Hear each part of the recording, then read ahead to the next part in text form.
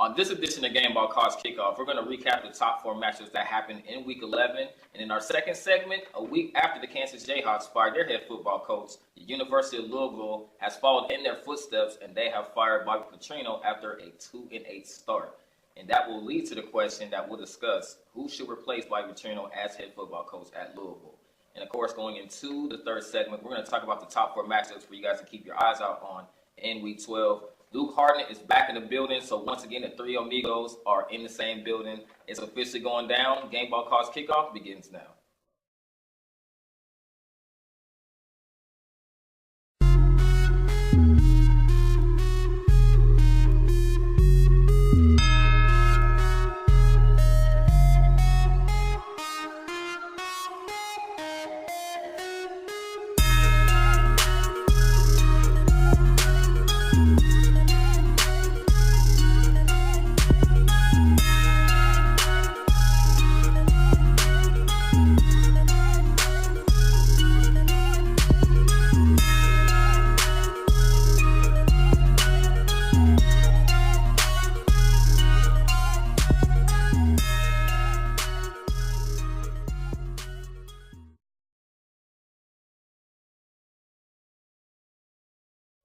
What's happening, everyone? Welcome to Gameball Kickoff, where the football season never ends. I'm Marcus Young Jenkins. It's your boy, Michael Riley. And I'm Luke Hartnett, and I want to start the show with a shout-out to the flagship university of my birthplace of Hays, Kansas, the Fort Hays State University Fighting Tigers, for the second year in a row, conference champs, which means the MIAA football crown stays in Hays. Second year in a row the season is highlighted by a 1-point victory at Maryville over the Bearcats of Northwest Missouri. The Northwest Missouri seniors would go 25-2 at home their 4-year stint there. Nice. Both losses by 1 point to Fort Hays. Division II playoffs start this Saturday, the 17th. Fort Hays will be at Indianapolis to play U of Indianapolis. Northwest is going to be at Grand Valley State. All right, congratulations. Congrats. A little bit of local love for the D2 schools that are still playing playoff football. Nice. All right, well said. All right, with that being said, we're going to jump into the recap of Week 11 in college football, starting with the Ohio State. They would take down Michigan State by a score of 26-6 in that matchup. And, of course, the Sunflower Showdown went down this past weekend as Kansas would fall on the road to Kansas State by a score of 21-17. And we'll talk about that a little bit more here very shortly in the episode. Number 8, Washington State continued to impress as they took down Colorado by a score of 31-7.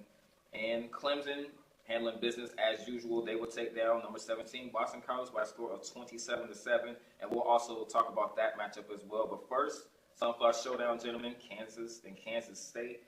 Kansas was actually kind of favored in this game a little bit from at least what I've read and looking around leading up to Saturday. However, they would fall short at Bill Snyder Family Stadium.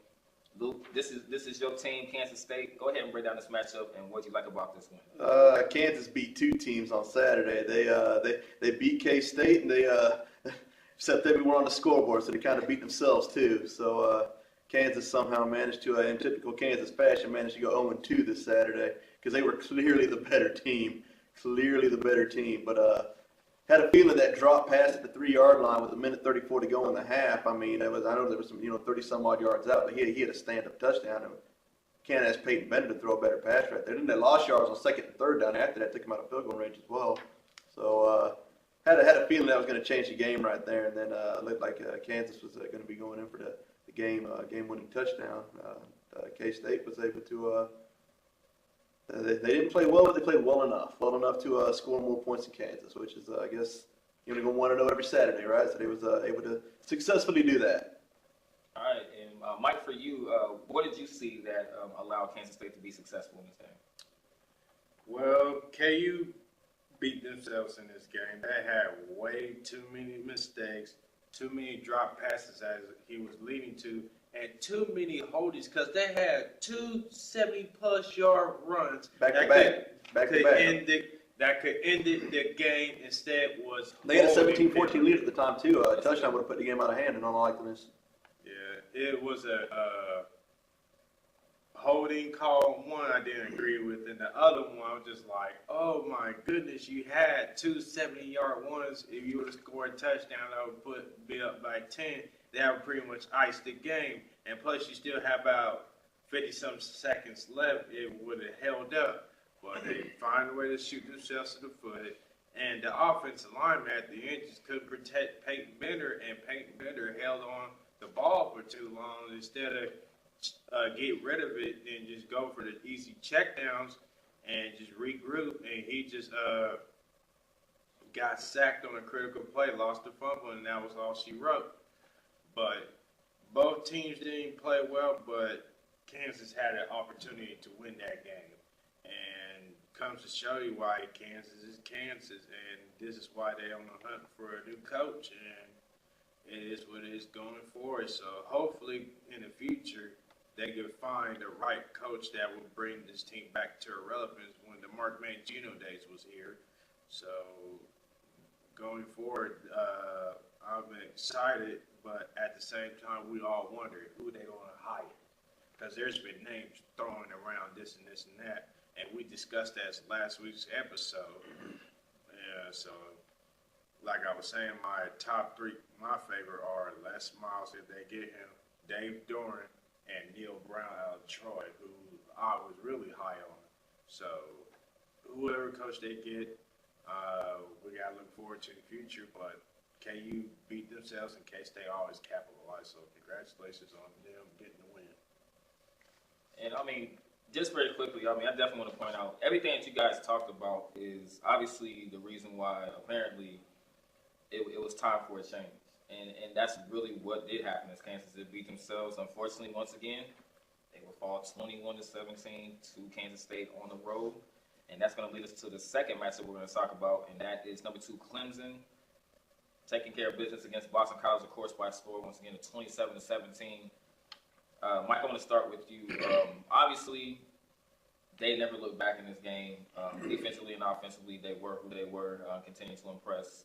What did you like about Clemson's win on Saturday? Well, it was a slugfest early after Boston College scored that punt return for a touchdown. You kind of start seeing the momentum shifting at one way, but Clemson was able to regroup, get their stuff fixed. Offense, defense, and special teams that executed. Offense played much better. The defense balled out. Special teams did a lot of better job of tackling, make sure they didn't give up a touchdown. And they also had the punt return touchdown of their own as well, way to bounce back after giving up a punt return touchdown to Boston College.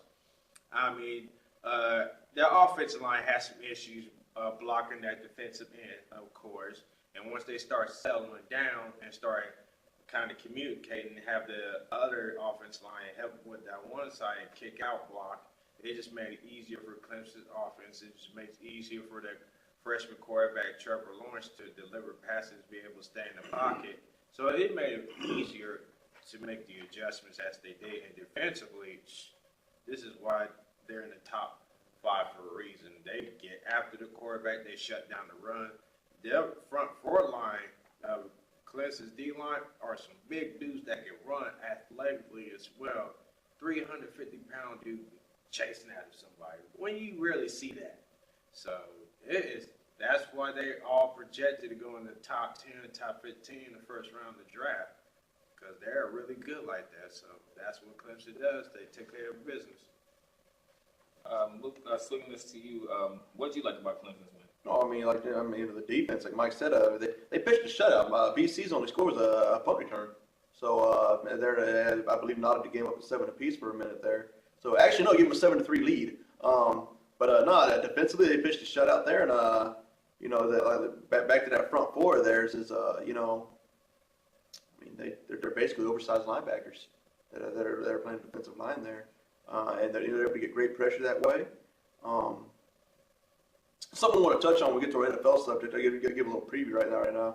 I don't believe there's a defense in the league that can really, slow down or stop the Chiefs. But I think, of recent defenses, that Seattle team to beat Denver in the Super Bowl a few years ago, they only blitzed 25% of the time, which was by far the last in the league. They were still second or third in the league in sacks, and they had Richard Sherman taking half the field away. there's not a team, in the NFL this year. I will touch this more in the NFL segment, but that's the kind of defense it would take to slow the Chiefs down there. Well, I mean, Clemson's doing basically the college version of that. Nicely said, Luke. All right. That's going to do it for our first segment of this recap of Week 11. Coming up in our second segment, like we mentioned before the preview, that is Bobby Petrino out as Louisville's head coach after a 2-8 start. Who should replace Bobby Petrino at Louisville? We'll talk about that, and Mike and Luke will tell you who they think should replace him. Don't go anywhere. Coming back, Gameball calls kickoff. We'll be back in a minute. Stay right there. Don't go anywhere. Stay tuned.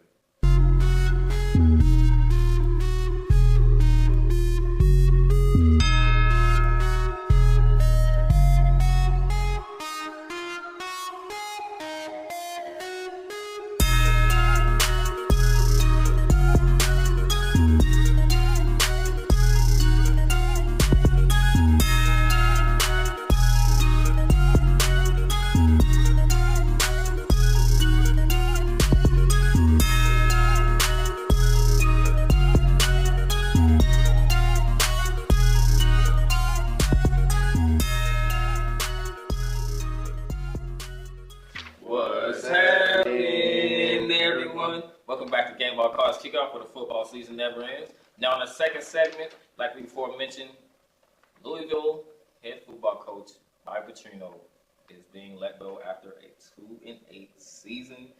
The question that I asked, Luke, I'm going to start with you. Who should be the one to replace Bobby Petrino? I mean, top of their wish list is Jeff Brom there at Purdue, who, was most notably known for that big upset his team had over Ohio State earlier, about a month or so ago. So he was a really solid quarterback at Louisville as well. He's kind of the one that got the whole Louisville quarterback train going. I believe he was there either right before or after Browning Nagel. Then you had Chris Redmond after that. They had there was another couple of Brian Brom was there. I had a few of the other Broms as well. Then eventually Teddy Bridgewater, Lamar Jackson, so on and so forth. So but he's was a very solid quarterback when he played.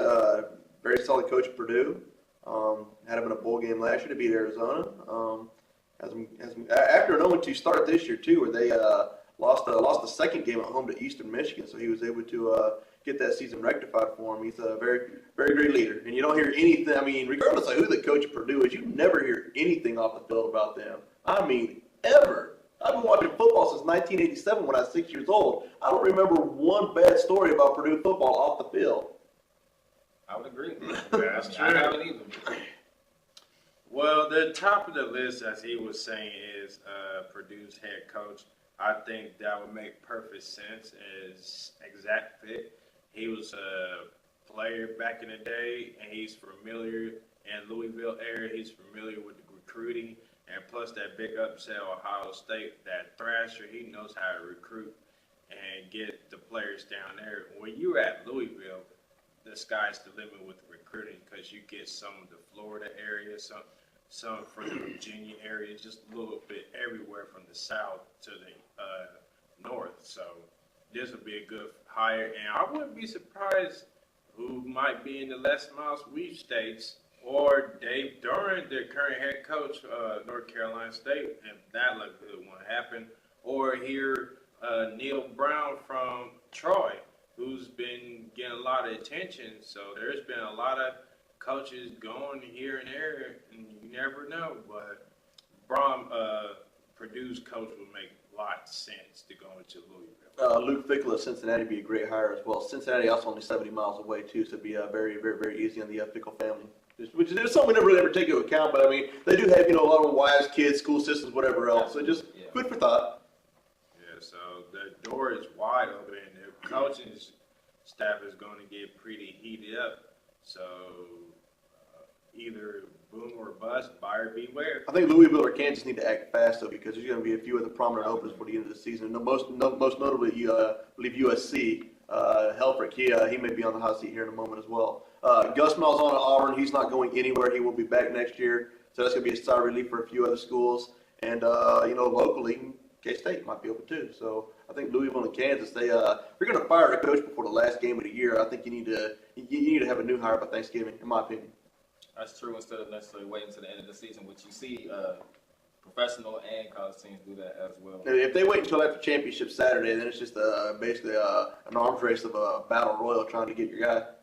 Absolutely. So if they're both going to need to get a head coach, they need to act fast, they need to act quick, and they don't need to be wasting any time. They need to be on the phones calling. And a fast hire also avoids the very, very messy situation that Tennessee had last year. And plus, it doesn't affect recruiting as much. Very true. Because recruiting, the early signing starts December, and they put in the rule last year, it could have an effect. So you want to get a coach in as soon as possible for that early recruiting signing. Well, I'm going to remember that Tennessee mess 30 years from now. Very true, gentlemen. And with that being said, Louisville and Kansas, two of the teams that we'll be talking about, I'm pretty sure later on during the course of this season, probably by the end of this year, off aboard the coaching carousel. Kind of on topic, but off topic. I was notified on Twitter today that there's mutual interest between Kansas and former Arizona State coach Todd Graham. So, Interesting. also heard through one of the Kansas City sports radio stations last week that Paul Johnson was possibly linked to Kansas as well. Want to see that triple option? It's not very exciting, but Georgia Tech gets 6 to 9 wins every year. There you go. Always better than 2 or 3. All right. With that being said, that's going to conclude our second segment here on Gameball Cards Kickoff. Coming up, of course, we're going to discuss Week 12 and the top 4 matchup for you guys to keep an eye on for. Stick around. Gameball Cards Kickoff. We'll be back in a minute.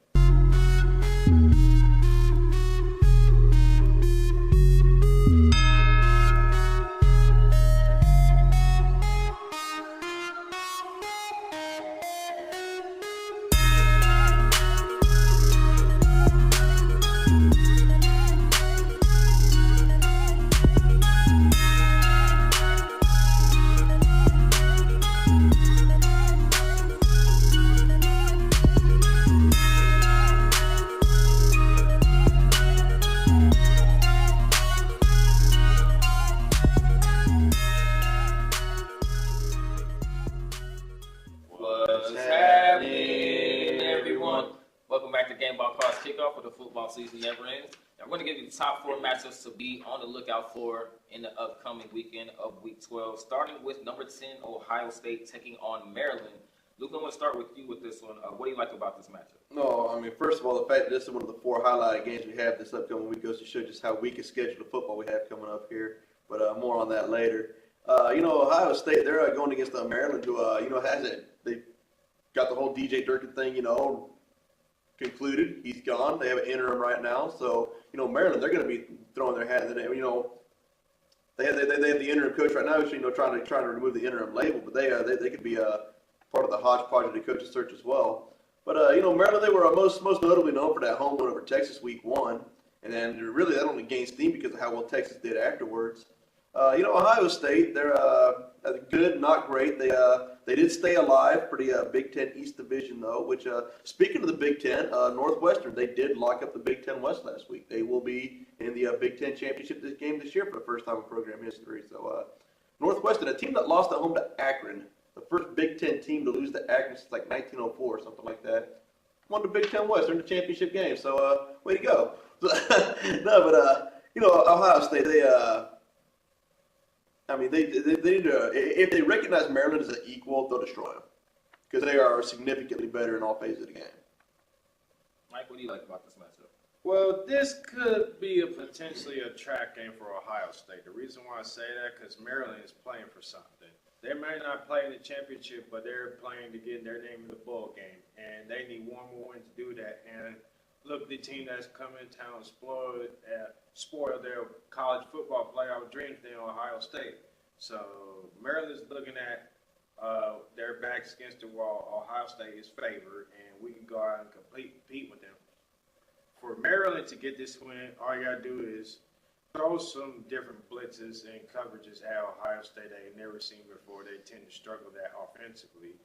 And offense for Maryland, just run the ball because Ohio State has struggled running, stopping the run against other people as of lately. And they're banged up on defense, and their secondary is not playing too well, so I'll take advantage of that for Ohio State. You got to get out to a fast start offensively. You got to set the tone, get the running game going, get Haskins going to pass. Open up the playbook more. It seems like recent games in these close games, you play not to lose instead of playing to win. Open it up more. And I think Ohio State can do that in defense. They got to find an identity because they're going through a crisis right now in defense. So if they can fix their mistakes, Ohio State will be fine. All right, Ohio State looking to kind of ruin the playoff chance, or excuse me, bowl bid by the University of Maryland. So that's definitely going to be a great matchup. In a way, I got to ask you both. Just because of that point, is there a small piece of you that would like to see Maryland win this game just because you know it's on the line? No. I want Ohio State and Michigan to be for all the marbles next week. Yeah. All right. 10-1 versus 10-1. At Columbus too, it's just going to be. I mean, that's pretty much the backbone of college football right there. And Ohio State cannot overlook Maryland. Absolutely. Second game, number 13 Syracuse taking on a hot playing Notre Dame Fighting Irish team that's continued to impress with big win after big win. Mike, I'm going to start with you with this one. What do you like about Notre Dame and Syracuse? Syracuse is playing some good ball. They only have 2 losses, and it wouldn't surprise me if their head coach is on the hot seat of Dabo Swinney. Boy, you ever get a chance to go on YouTube, check out some of his post-game, not pressers, but the locker room footage. Boy, when he gets them kids hyped up like anyone I've ever seen, it's like Baker times 10. Exactly. So it wouldn't be surprised if his name comes out hot in the coaching search because he's turned that Syracuse program around because they was drastically bad at one point.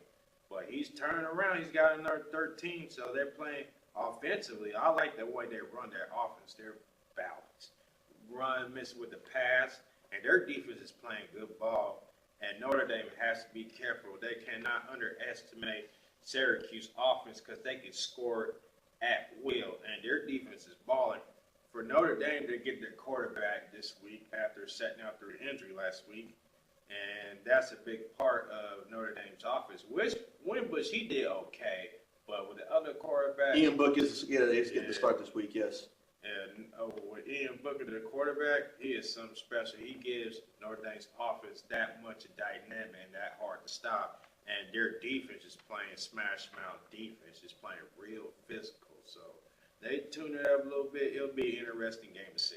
Syracuse kind of the home team in this one. It's at Yankee Stadium, part of the Shamrock Series. But so Notre Dame will be wearing blue because it's technically a home game for theirs. They started the Shamrock Series 7-8 years or so ago, where they play either in San Antonio, San Diego, Chicago, whatever. But no, playing in matter of fact, they played Boston College at Fenway last year, if I'm not mistaken. So Syracuse, the quasi home team. All right, Syracuse and Notre Dame. Notre Dame looking to continue their hot ways, also stay in that college football playoff hunt, staying at number 3. And Syracuse, they have a lot to play for too. Now they're going to catch Clemson because they, I believe they lost the game after the Clemson game as well, and Clemson would also have the head-to-head tiebreaker on them. They could still get to, I can't remember what the 2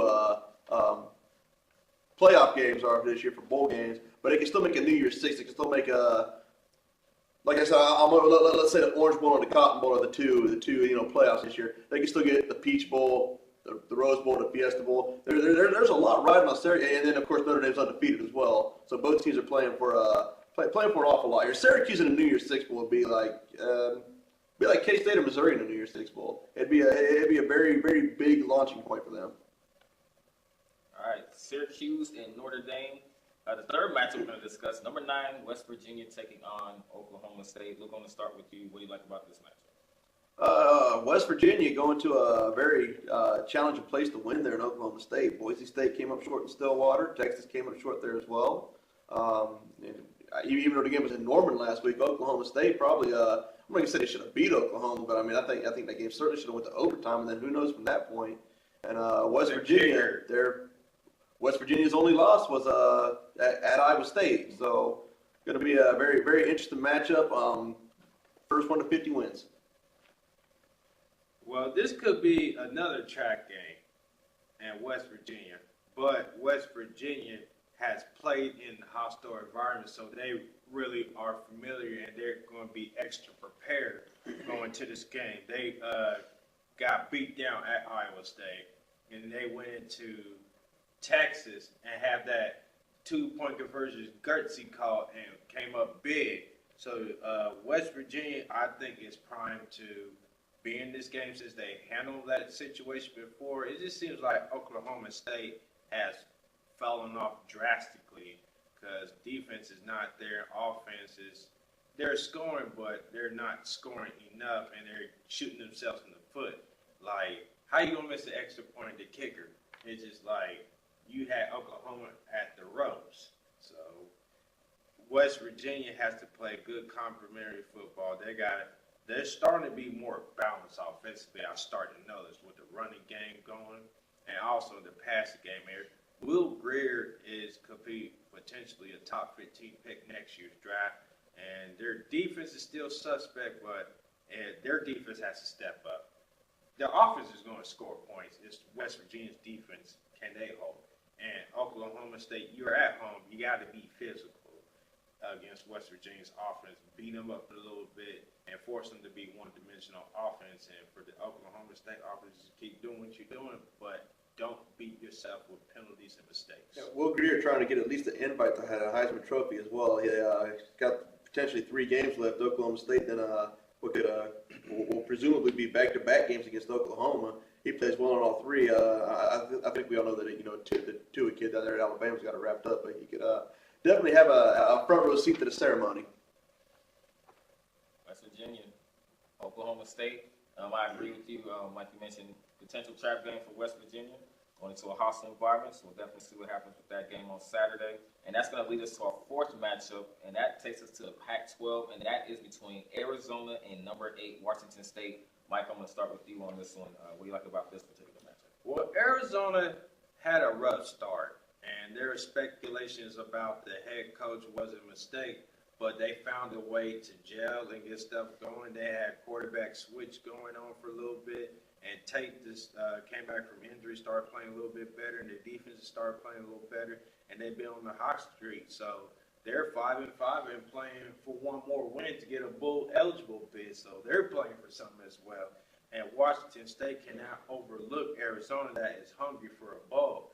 You have to take that to effect. And their defense is playing stout, especially last week with the 31-7 win over Colorado State. They just flat out dominated. And offensively, they just keep scoring points. I don't know if it's the mustache thing that they got going on. Uncle Rico. Yeah, whatever. So it's working. So just keep rolling. So Arizona, just like we mentioned with Maryland taking on Ohio State, another team that has something to play for, like you mentioned. So this is maybe not the strongest, I guess, as far as matchups that we've seen during the college football season, but there's still something on the line as we're reaching towards the final weeks of the season. So it's definitely still something to look out for, and definitely something to talk about going into next week as well. And that's going to take us to the final part of the episode, and that is the predictions part of the episode. Ohio State, number 10, taking on Maryland with something to play for as well. Luke, I'm going to start with you. Who you got? No, I'm going to go with Ohio State in this one by 27-20 score. I just think Maryland might be able to give them a half. Ohio State, they kind of showed who they were last week at Michigan State, going 26-6 against the Spartans. They're a good Spartan team as well. I think Maryland, the Michigan State offense, they had less than, now granted, Michigan's a great defense, but, Michigan State could only, they had less than 100 yards total offense in the game against Michigan earlier this year. Their only touchdown was a trick play after a turnover on a short field. So I think Maryland's a little bit better offensively than Michigan State is, so it'll score a little bit more, but Ohio State wins. Maryland covers, though. I'm going with Ohio State, but I'm going to say 31-27. It's going to be a little high scoring, but I think Ohio State will be able to, they know what they got on the line. And going back to home against Michigan versus Ohio State rivalry next week in Columbus, that's going to be a primetime showdown. But you got to keep this game in focus. You cannot overlook, because if you overlook it, you lose your playoffs. Hopes are done. They're crashed. So Ohio State knows where it's at stake. So I'm going to roll with Ohio State 31-27. I'm going to agree with you guys. It's definitely going to be a great game. Obviously, you're going to expect great effort from Maryland because, like we mentioned before, they have something to play for. So they're going to give it their all to try to get into a bowl. It's going to be exciting. And so I think Ohio State will find a way to pull away in the fourth quarter. I'm going to say I'm going to say 27-24 is my score. Ohio State will beat Maryland. Second matchup, Luke, we'll start with you. Number 13, Syracuse. Number 3, Notre Dame. I'm going to go with I'm going with Notre Dame in the narrowest of margins. I got them 21-20. Just think it's going to be a defensive battle there. And I like the kid Bookback at quarterback this week. I think if Syracuse has a fourth quarter lead, he'll be able to lead Notre Dame down the field, get that game-winning touchdown for him. And I'm going with Notre Dame by 1 point. I think both these teams are just that evenly matched. I'll agree with you, but I'm going to say first half it could be 14-10 or 17-14 Notre Dame, close game. But in the second half, they'll score 2 touchdowns to close the gap. 31-17 Notre Dame over Syracuse. I just think that Notre Dame is talented better, and they know what's at stake. They cannot lose another game, so they're still putting their stamp in getting into the college football playoff. I agree with you guys. I think Notre Dame is I think they're better offensively. They do have a little bit more talent than Syracuse. They can put up points, and that's something that they've proved over the last 5 or 6 weeks or so. They can score, and they can score in bunches. I say Notre Dame wins. I'll give them 28-14 is who I have over Syracuse. Third matchup, potential trap game. Mike, I'll start with you. West Virginia, Oklahoma State. Who you got? I like West Virginia. I think they could do a lot better than what Texas did at Oklahoma State. I just think West Virginia, offensive-wise, there's too much talent, especially at the skill set position at receiver. Stilts, he is a playmaker machine. He's not the fastest person, but he can get open. He kind of reminds me of a taller version of Jordy Nelson, but taller. And so I like West Virginia to win a very close game on the road, score of 24-20. I'm thinking it's going to be about 24-20 at halftime. No, West Virginia goes, we just saw Oklahoma State lose a game to Oklahoma where both teams were in the 40s. We just saw West Virginia win a game against Texas where both teams were in the 40s. So I'm going to go with West Virginia to, don't have to be quite that high scoring. I got the Mountaineers 37-34 though. Both teams are going to get close to that 40-point mark. Man, part of me actually wants to call upset. I'm not going to lie, but I think West Virginia will find a way to get it done. Obviously, it is going to be more of an offensive showdown than a defensive one. I think West Virginia will find a way to get it done in the end. I'm going to say 28-21. And West Virginia knows what's at its stake, so they cannot lose another game. So to get in that college football playoff, they have to win out because you lose, you're done. I agree that Oklahoma State's the most likely underdog to come out with a win this weekend of the 4 games picked here. All right, and a matchup with both teams obviously something to play for. Arizona's trying to get a bowl berth, taking on Washington State. Luke, who do you got in this matchup? I got Washington State. I got them pretty comfortably too. I think they went 42-20. You mentioned Minshew at quarterback for him. Mike Leach, he's just an absolute football genius, offensive genius, whatever. He made a really good quote a few weeks ago about good balance and everything else. And anyone that thinks that you have to run, if you get 60 plays and you have to run 30 run plays and 30 pass plays, he said, I'm paraphrasing, I'll show you an idiot. A balanced offense is when you got 5 playmakers on your team and you got ways to get every one of those 5 playmakers the ball 7 to 12 times a piece. That's a balanced offense. He gets it, what a lot of guys don't. And I think the Washington State defense is really impressed with them this year as well. They had a lead at USC in the 4th quarter this year. They hold the lead. They're undefeated right now. So Washington State, I think the dream continues going into the Apple Cup next week, which is going to be a Friday night game against Washington. But they get them at home. They get them at Pullman. So they get Arizona at Pullman as well. So it won't be senior day. It's not the Apple Cup. Washington State knows what's at hand here. They're just a significantly better team than Arizona. I got Washington State winning as well. Their offense is going to put up points, and their defense is playing really well right now. So I'm going to say Washington State wins 45-14. I agree with both of you. Washington State is clearly a better team. I think Arizona's going to come out with a lot of fire. Maybe they've been playing better lately, last month or so. Arizona has. They're going to come out with a lot of fire. I think in that first half, I think they are. Washington State's going to pull away. I'm going to give them 35-21. Is who I have. And that's going to do it for this segment of That's Gameball. A great pick. Probably most likely, actually. Absolutely. Facebook, social media, you can follow us on Facebook, Gameball College Kickoff / Gameball NFL Endzone. You can hit us up our email, gck.gnfletv. You can hit us on our official Twitter page at gck_gnfle. You can hit me up, your boy, at all caps, Gameball_NYKE. That's on Twitter. You can also follow us on our Instagram at gck_gnfle. Get your merchandise, get your gear. We got it all, hoodies, you name it, workout gear on our clothing line website at tokandesignstopeka.com/gameball. That's TOKAN designstopeka.com/gameball. That's token, not toucan, folks.